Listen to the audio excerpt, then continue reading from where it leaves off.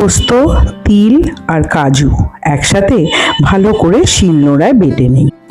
পনিরগুলো ভালো করে একই মাপের টুকরো টুকরো করে কেটে নিন, যেরকম আপনি চান।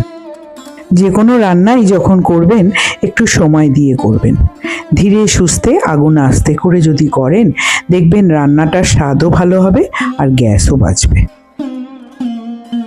কাটা হয়ে গেলে একটু নুন ওপর থেকে ছড়িয়ে দিন।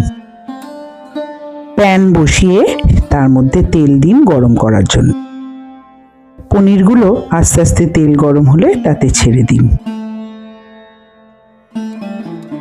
লঙ্কার গুঁড়ো ওপর থেকে ছড়িয়ে দিন, এতে রংটা সুন্দর হবে।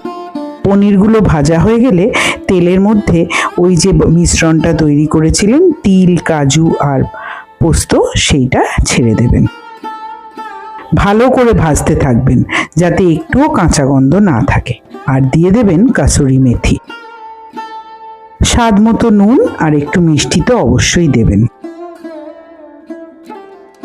ভালো করে কষতে কষতে যখন তেল ছেড়ে আসবে, তারপর আসল চমক, মিশিয়ে দেবেন তার মধ্যে পরিমাণ মতো দুধ।